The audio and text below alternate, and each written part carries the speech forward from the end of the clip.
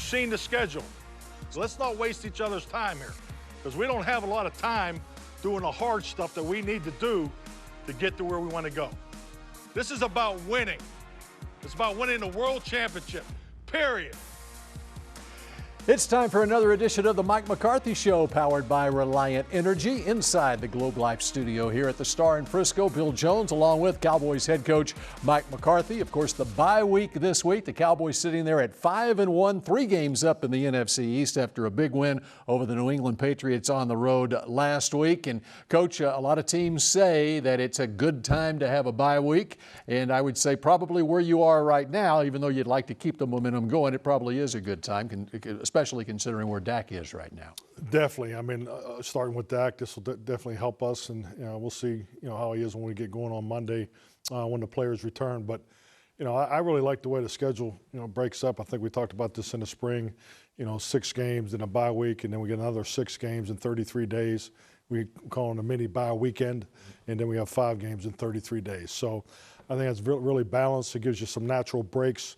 There's things we can focus on as just as far as scheduling and you're always trying to get your team to peak at the right time. So I think just from a mechanics of how you train the team, I think this is a really good schedule for us. You've certainly been on a rise the last 5 weeks, and you look back at last week's game at New England.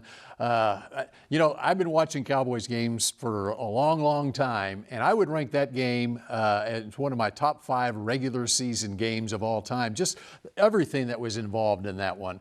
The feeling of the team coming, especially into a bye week, coming off a win like that. Definitely. I think those games are so valuable for the confidence of your football team, so valuable for the emphasis of your football team. We spend a lot of time on starting the game, the fast Friday, furious finish is Fridays. And so to see all those things happen in one game, first and 23 times in the first quarter. So, I mean, there was just so many ups and downs in the game, and I loved our sideline. I enjoyed every moment of that game because you could just see the growth of our football team, the maturity of it.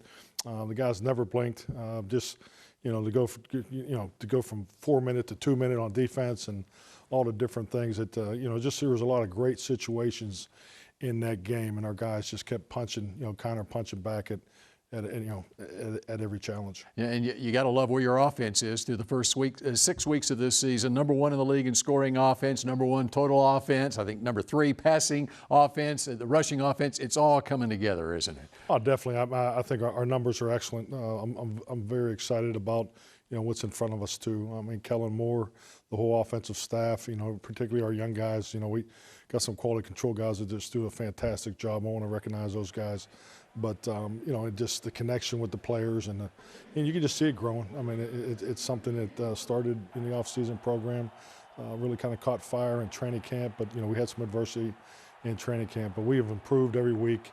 It's New England's a huge challenge just for the adjustments you have to make in game, particularly in the second half. So there's some curveballs that were thrown, and our guys just once again Dak managed the ups and downs, the pace of the operation from the officiating mechanics to the fast clock. I mean, there's just other little things that are going on in that game, and our guys were steady the whole time. So I was very impressed with our operation. And being able to perform under pressure, too. I mean, when you're talking that last drive in regulation, the 4th and 4 to Cedric Wilson for that, what a remarkable throw and catch there. And then follow that up on 3rd and 25 with a 24-yarder to CeeDee Lamb. Yeah, definitely. And I love those type of plays because it's, install one, as far as the play that we hit on that, and Cedric goes up and makes a fantastic catch, and really, Dak puts it where he needs to. So I just think it shows you the confidence and the execution, and you're able to win more with scheme in the early part of the season has been my experience because of 35% of those plays in the first 4 games are unscouted looks, but when it comes crunch time, you have to play better than your opponent. You have to beat the leverage. You have to make those timely catches and throws and protections and all that. So once again, very, very happy with the situational production. And that was just a fantastic drive to go finish in overtime. All right, we're just getting started on this edition of the Mike McCarthy Show. Up next, David Moore of the Dallas Morning News. Just to have the chance to tie the game, to have a chance to go win the game, and just able to do that, I think it just speaks to the resiliency of this bunch and this team and the bond that we've created, and knowing that we're not going to give up and all we need is a chance. The Mike McCarthy Show, presented by Reliant, is brought to you by AT&T, Ford, built for Texas, built for you. The University of North Texas, proud partner of the Dallas Cowboys. Miller Lite, the only beer of the Cowboys. It's Miller time. And by Reliant, an NRG company.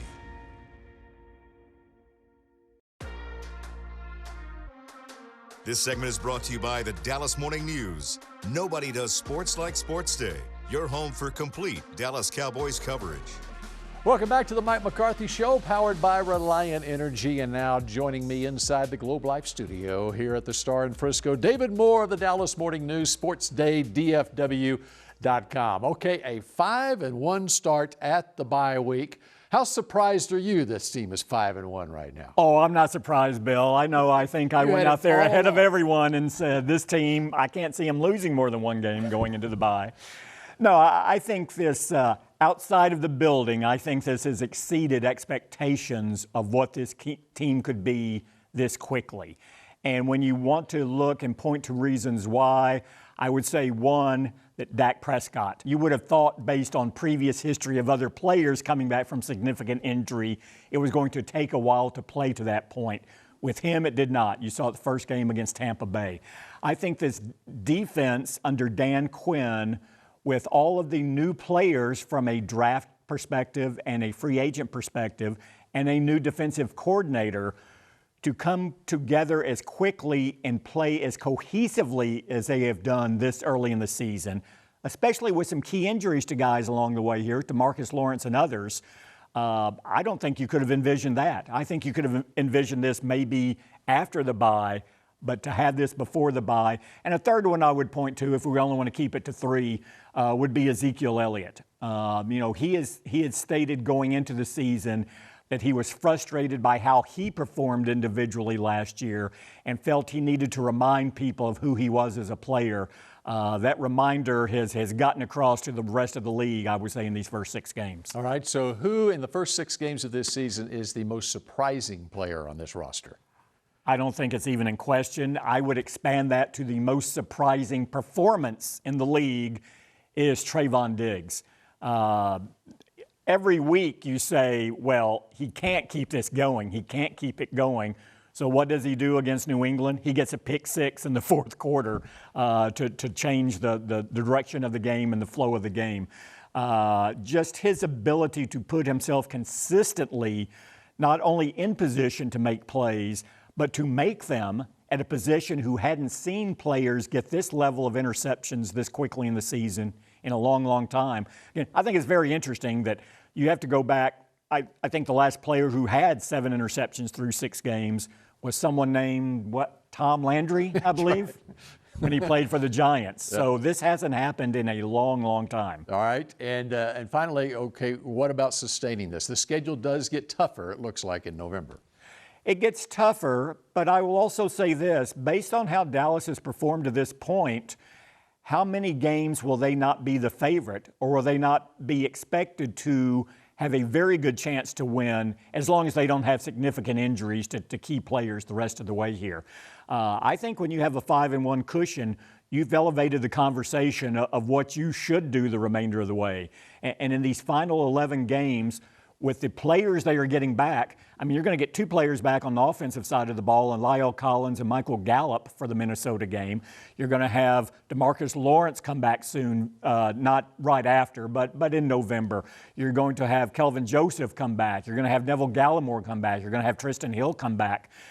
This isn't a team that's just, treading water. This is a team that's only one team in the league has a better record going into the bye and they're getting a lot of key players back. Acquiring a lot of players at the trade deadline. All right, David Moore, we appreciate it. And up next here on the Mike McCarthy Show, we take a trip to the film room, the good and the bad from the first 6 games. This segment was brought to you by the Dallas Morning News. Nobody does sports like Sports Day. Your home for complete Dallas Cowboys coverage. This segment is brought to you by WinStar World Casino and Resort, the casino of the Dallas Cowboys. And welcome back to the Mike McCarthy Show, powered by Reliant Energy. Now joining me, Bill Jones, here in the Globe Life studio, Isaiah Stanback, and we've got the telestrator behind us. We're in the film room, and we are taking it back to the first game of the season to show you some of the reasons why the Cowboys are 5-1. Go all the way back to the Tampa Bay game and start on the offensive side of the ball. We're going to take you guys back to week 1. Like Bill said, this is against arguably one of the best teams in the NFL, obviously the defending champions, Tampa Bay Buccaneers. And I want to show you guys exactly why our offense is being so successful. All the way from Kellen Moore all the way down to the last offensive lineman. Let me give you guys a little bit of an idea. Right here, we're coming out in a bunch set, okay? So we have a 3-by-1 set. We have 3 receivers here. 1 receiver, 2 receiver. We got Jarwin acting as a receiver. And then we have Gallup down here that we're planning on getting back. So right here, I want you guys to see, he's going to take the underneath coverage right here, okay? We got Gallup is going to go out, get out of the way, okay? We have CeeDee Lamb that's going to try to grab this man right here and pull him out the hole. And then we have good old Coop that's going to work his way back behind here. These guys are running cover 4. So what is cover 4? That means this guy has a 4th, this guy has a 4th, this guy has a 4th, this guy has a 4th. So there's 3 guys underneath that you have to try to get out of the way. And they do a great job here. Not only do our receivers do a great job, but pay attention to this man, Zeke, stepping up and blocking Devin White, one of the best, most explosive linebackers in the league. And let's go ahead and run this through, and I'll show you guys from another angle. Boom, delivers the ball. Offensive line does a great job blocking it up. Catch, first down, Cowboys. Now, as we step up here, okay, again, I want you guys to see the vision of Zeke. Zeke is looking right here. He knows exactly who his responsibility is. Okay, we got those guys there. We have 1, 2, 3, 4 down linemen, plus we have the linebacker in there. Again, I already showed you guys what's going to happen here. Jarwin's going to come here. You guys see this linebacker. This is CeeDee's man. His job is to simply pull him out and get him out of the way. And then we obviously have Coop that's going to come on the backside here. Easy catch. Everybody does their job. Kellen Moore does his job. Receivers do their job. Line, running back. This is what happens, completions. Great job on the scheme. Great job of these guys actually carrying out what was taught to them. Dak and Coop get credit, but it's a team effort. And you go on the defensive side of the ball, more of team defense there. And this is an example against the Giants. Absolutely. We're starting to see a lot of man coverage, and that is a great thing. That means that our front 7 is getting home. We don't need guys underneath playing zone. We need our running backs, our cornerbacks and our safeties playing man coverage, and that's what you see here. A lot of space, a lot of free space here. Man coverage, okay? Man coverage, all the way back here, all right? And what you're seeing here is these guys up here are getting pressure. We got Parsons up here. We got Bastion. We got Golston. All these guys are making it very uncomfortable for this man right here, the quarterback of opposing teams. And watch how he's unable to set his feet and deliver this ball. They get a little lucky here and get this thing off and actually get a completion. But look at this. Pause it right there for me. 1, 2, 3, 4 guys, 5 guys. He's up there getting taken care of. But we got 3 guys right here forcing an errant throw by the quarterback. He is forced to throw the ball up in the air.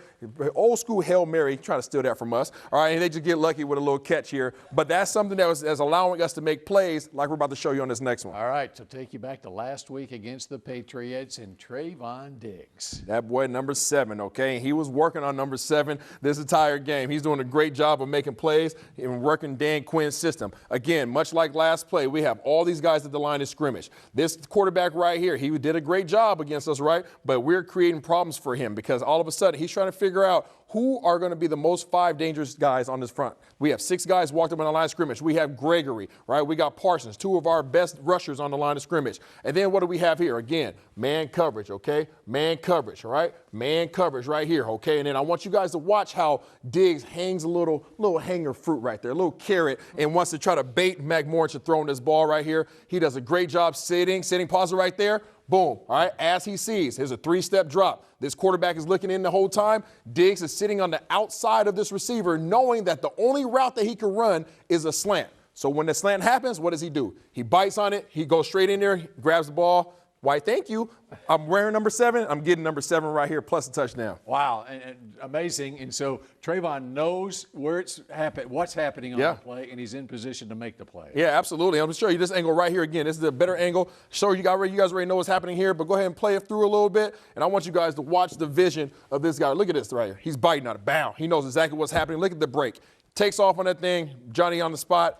Going in to get you 6 points on the defense. One little mistake by the offense, and Trayvon Diggs takes advantage of it. Isaiah, we appreciate it. The Mike McCarthy Show continues in a moment as the coach rejoins us, and we explore more about this Dallas defense.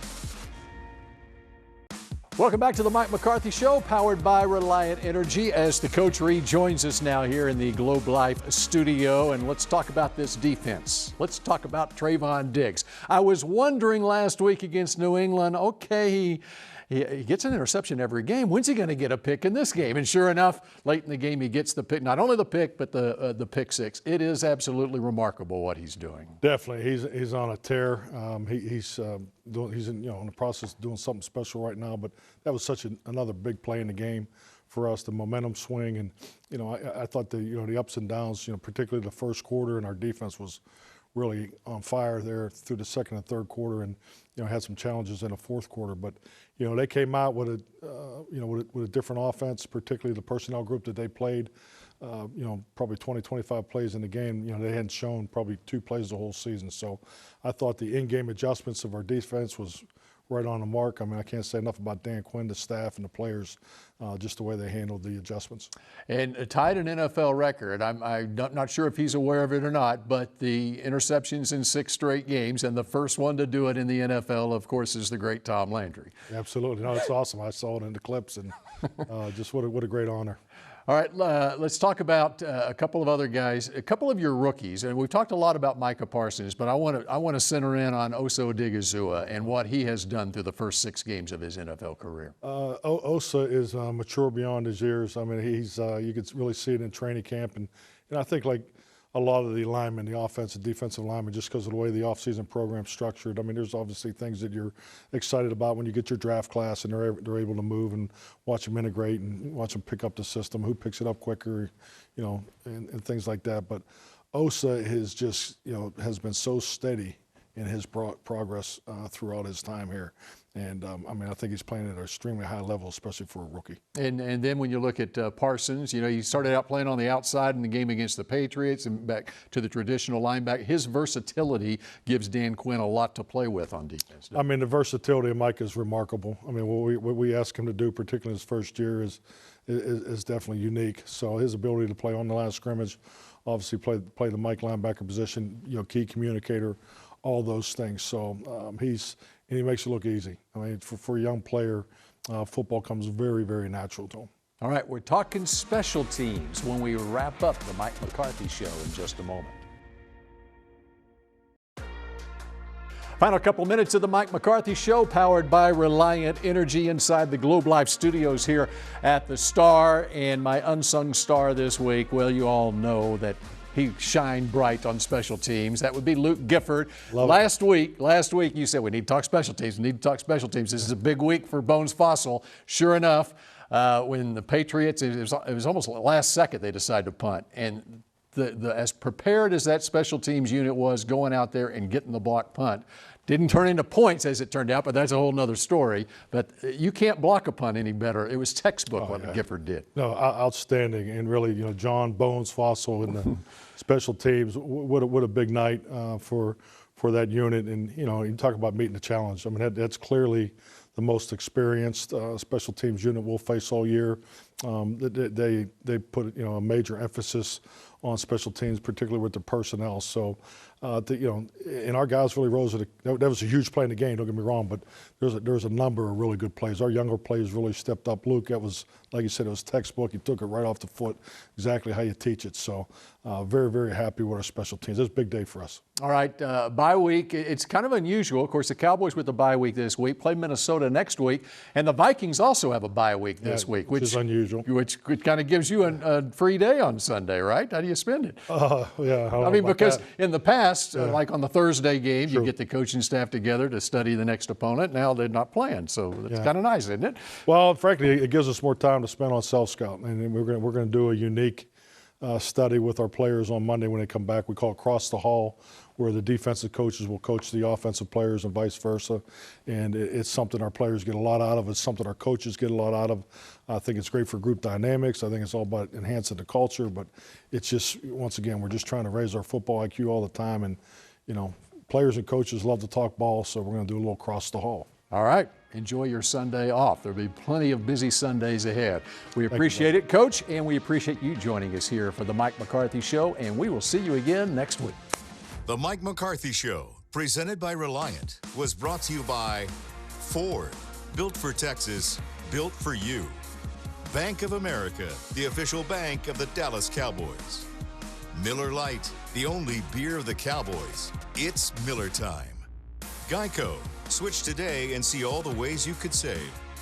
And by NFL Game Pass. You'll never miss a game again. Enjoy full and condensed game replays from Week 1 to the Super Bowl.